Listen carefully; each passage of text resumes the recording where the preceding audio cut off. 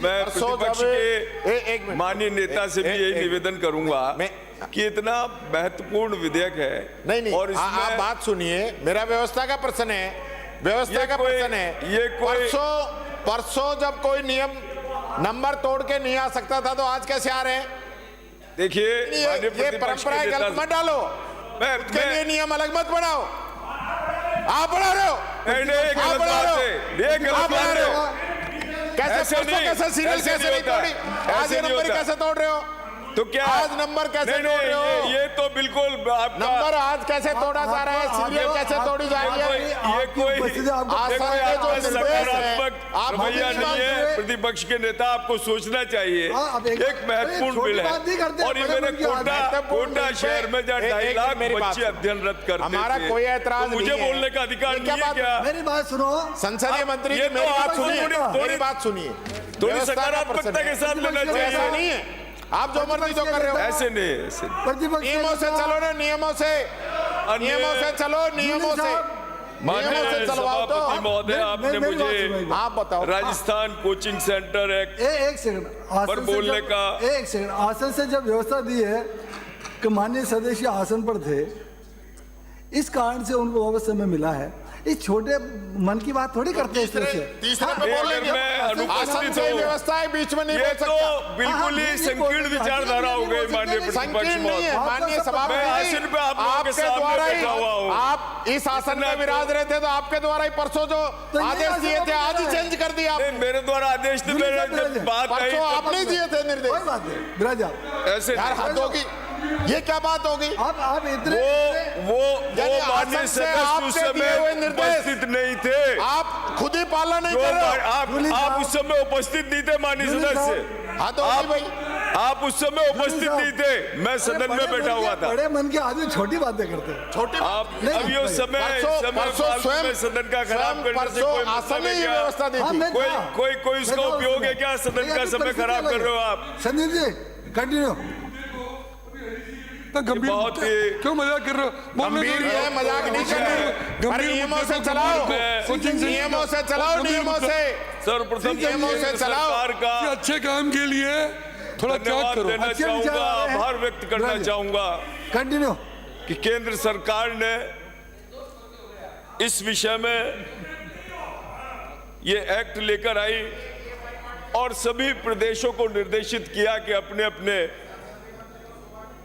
क्षेत्रों में, अपने अपनी विधानसभाओं में इस एक्ट को लागू किया जाए।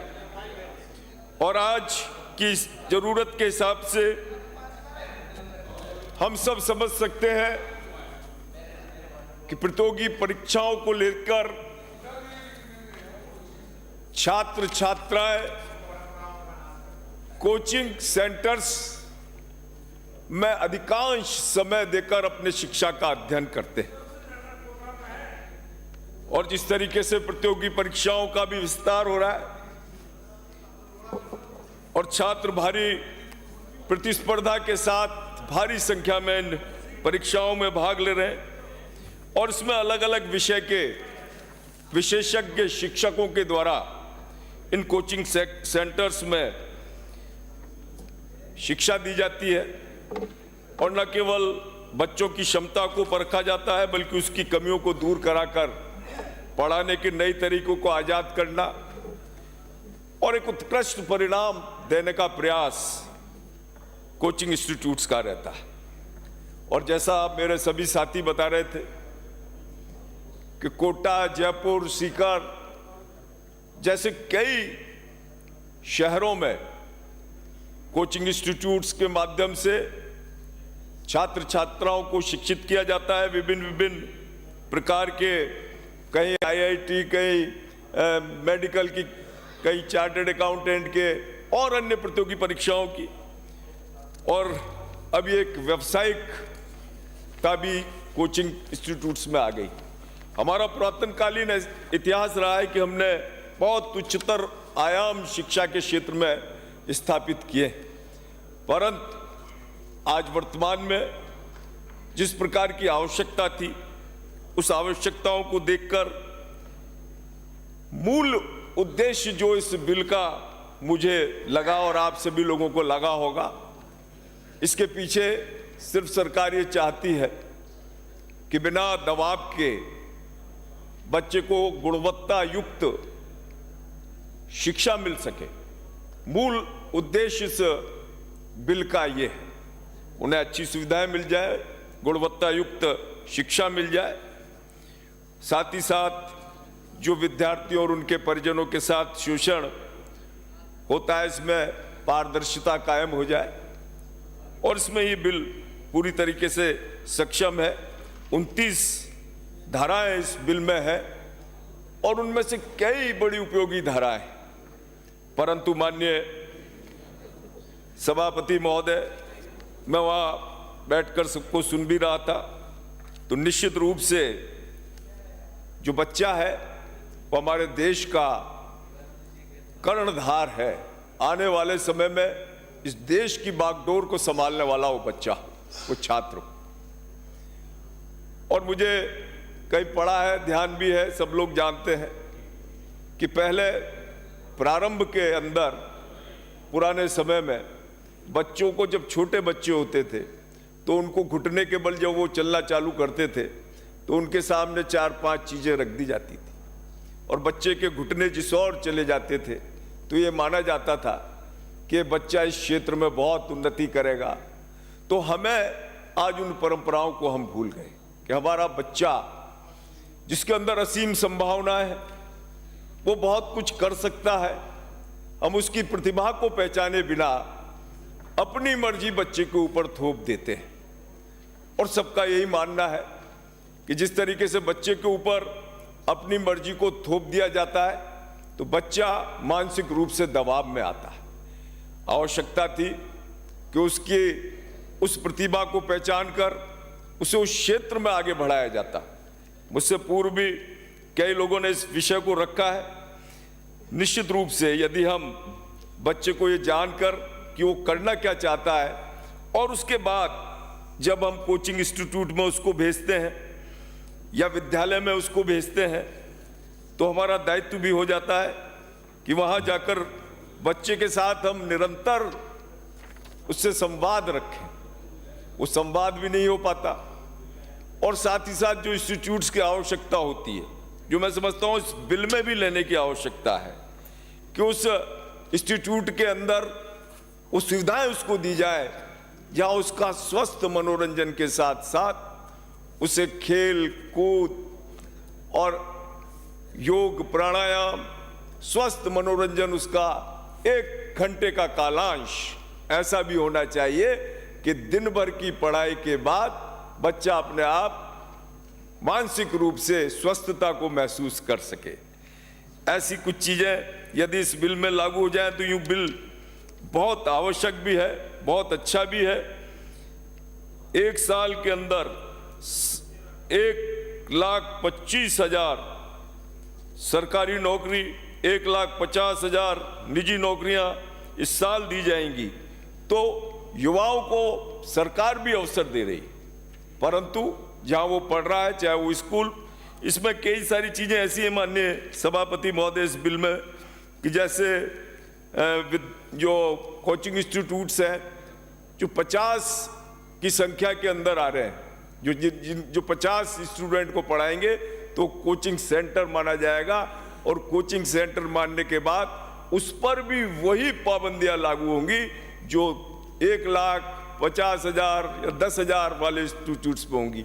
तो इसमें वर्गीकरण करना बहुत आवश्यक है, क्योंकि यदि हम उन जो छोटे इंस्टीट्यूट हैं उनको भी उसी वर्गीकरण में ले लिया तो निश्चित रूप से ऐसे जो बहुत प्रतिभाशाली कोई अलग से अपना बिना किसी रजिस्ट्रेशन के कुछ 50 बच्चों को 100 बच्चों को पढ़ा रहा है तो उसका इंस्टीट्यूट या तो बंद हो जाएगा, उसके ऊपर इतनी पाबंदी आ जाएंगी।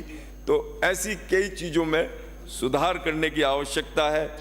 मैं कोटा शहर की बात करूं तो हमारे कोटा शहर के अंदर लगभग 2.5 लाख बच्चे एक साथ इस कोटा शहर में शिक्षा प्राप्त की है और सिर्फ शिक्षा ही प्राप्त नहीं करी, बड़े सफलतापूर्वक जो है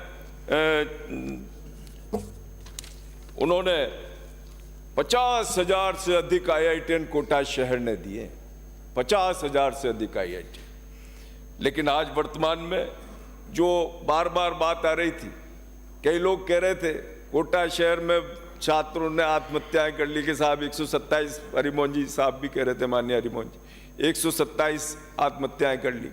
लेकिन यह सिर्फ उन लोगों की प्रतिस्पर्धा के पीछे कोटा शहर को बदनाम किया गया साहब, जो अन्य कोचिंग स्थान थे या कोचिंग संस्थान थे जो कोटा में स्थापित नहीं थे, उन लोगों के द्वारा ये कोटा शहर की मात्र बदनामी थी। 2.5 लाख बच्चों में अगर अभी तक 127 बच्चों ने आत्महत्या की है, तो उस आंकड़े के हिसाब से हम देखें तो जनरली जो बच्चा है, एक भी बच्चा हालांकि आत्महत्या नहीं करना चाहिए, लेकिन उसको इतना चुनौतियों से लड़ने के लिए अभिभावक भी और हम सभी लोगों का दायित्व है कि वो बच्चा किस प्रकार से सारी चुनौतियों को सह सके, और कोई भी उसके ऊपर अनावश्यक दबाव आए तो उस दबाव को, उस तनाव को वो सहन कर सके।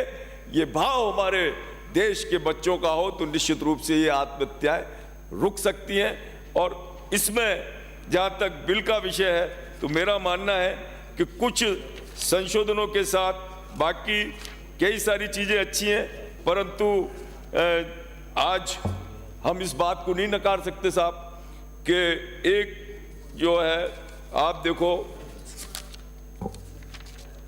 दुनिया भर में लगभग कोचिंग इंडस्ट्री 54,000 करोड़ की है दुनिया भर के अंदर, जो आगामी वर्ष में 63,000 करोड़ की हो जाएगी।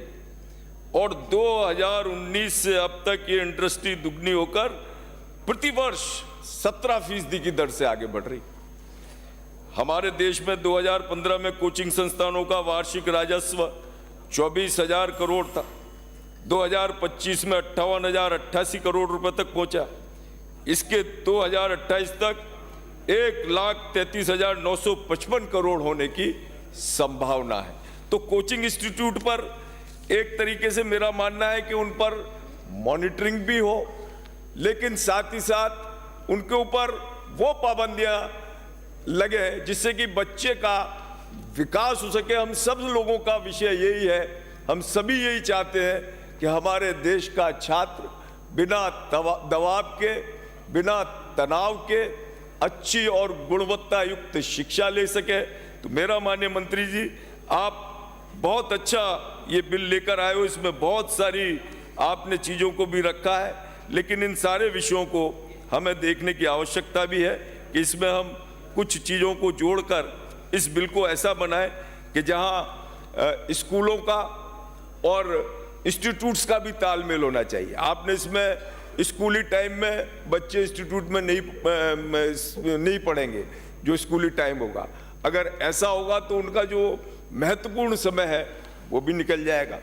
तो निश्चित रूप से यदि हम बच्चे को स्कूली शिक्षा नहीं दे पाए तो उससे वो वंचित रह जाएगा। स्कूली शिक्षा भी आवश्यकता है, क्योंकि स्कूल में उसको अच्छा स्वस्थ वातावरण मिलता है। तो स्कूली शिक्षा के साथ साथ उसका तालमेल इस प्रकार का करने की आवश्यकता है कि वो कोचिंग का इंस्टीट्यूट और उन दोनों का समय ऐसा हो कि जहां बच्चा स्कूल में भी जा सके, इंस्टीट्यूट की भी जो उसको विषय वस्तु की जानकारी लेनी है, क्योंकि वहाँ पर बहुत अनुभवी और बहुत ऐसे शिक्षार्थी भी होते हैं जिन्होंने काफ़ी प्रयासों के बाद जो IIT में सेलेक्ट नहीं हो पाए, लेकिन उन्होंने अनुभव इतना प्राप्त कर लिया कि वो जो पढ़ा दें तो निश्चित रूप से बच्चों को उसका लाभ मिलता है। तो मैं इतना ही कहकर माननीय सभापति महोदय, मंत्री महोदय से कि वो इस बिल को जो है लेकर अवश्य आए, लेकिन इसमें कुछ संशोधन के साथ। बहुत बहुत धन्यवाद। श्री मनीष